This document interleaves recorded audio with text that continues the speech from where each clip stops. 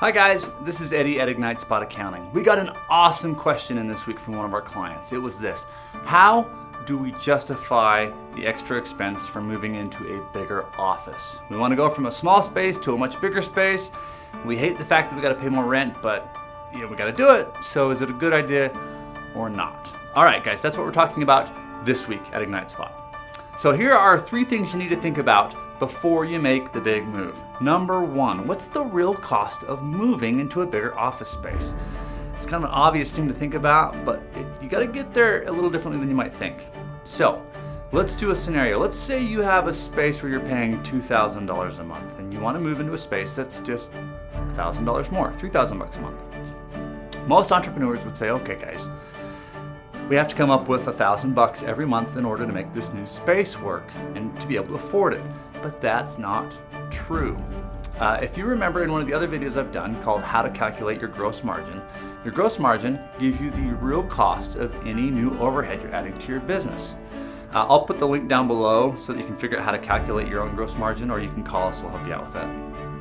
But for sake of this scenario, let's say your gross margin is 23%, okay?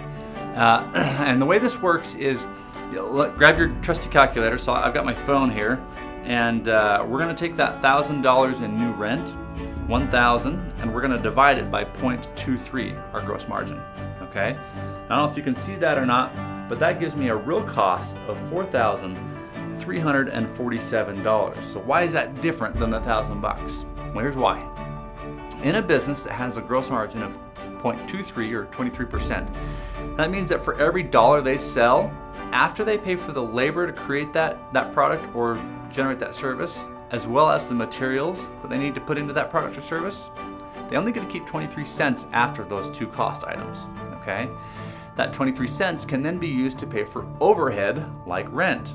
So you don't get to apply every dollar towards rent. You only get to apply 23 cents towards rent. And it's kind of a tricky thing, but that's how I want you to think about moving into your next space. Now here's the real question. This is where you got to get honest with yourself, guys. All right, we got to sell, guys, $4,347 in new stuff to make this new office space work. Can we do it? Well, how many products or services does that mean you've got to provide extra every month to cover that? Well, what's your average price point? Let's say you sell something that is on average $75. Well, if I take that number and divide it by 75, that means that I've got 57.9 or really 58 units that I've got to sell every month just to make this new office space work. And that's why you got to be honest with yourself. Can you really sell 58 more units and not benefit from it other than having a bigger office space? If your sales team can do it and your production team can do it, and it's no sweat off your back, it's peanuts to you, then great, you've passed step 1. But if you're freaking out going, geez guys, I don't know if we can afford that. That's a lot of extra units we got to create and sell. If that's what you're really feeling deep down inside, you need to question this move. It might not be a good idea for you to move because you're going to be freaking out every month in order to cover the rent bill. All right, number 2, once you've gotten past the real cost of the office space, number 2 is this: what does it do for you functionally? Are you a better company because you're moving into this office space? Do you have a bigger production space? Do you have a better office layout for your team? Do you have a warehouse to put your inventory in? What are you getting out of this space other than just more room? Is it making you logistically a better company? If so, great. That makes sense. Let's move on to step 3. The last thing I want you to think about is company morale. Moving into a nicer space is something that really improves a company if it's done right.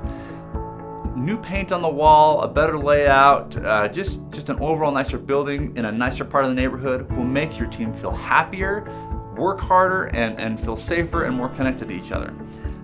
Just kind of a small secret. Well, it's not a secret now because I'm putting it on the internet, but our very first office space that we had at Ignite Spot, it was just me when I started the company and two other people. Erica and Josh, if you're out there, miss you guys. They worked with us a long time ago. Anyway, they know exactly what our first office space was like. It was a tiny room, guys. It was like super small. It was 120 square feet, I'm thinking. Really, really small. We shoved 3 people in there with 3 desks. We had this massive printer.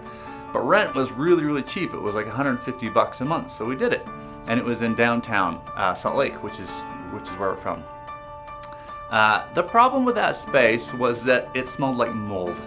And it was in this like really bad part of the neighborhood. Like you would not want to stay there after hours because you're gonna get mugged or something. So we stayed there for I think a year, and we quickly got out of there and moved into a bigger, nicer space.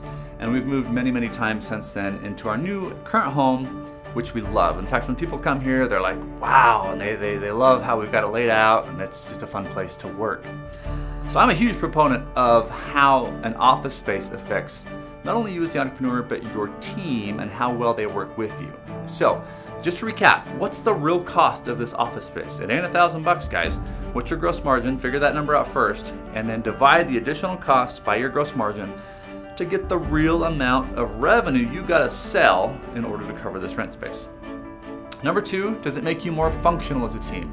Can you actually get work done more efficiently because of the layout or what have you?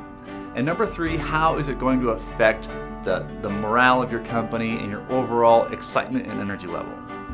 Guys, I hope this helps. If you're thinking about moving into a new office space, go through those 3 things. If you can answer yes to all of them and you feel good, I would say it's probably a good move for you and your company.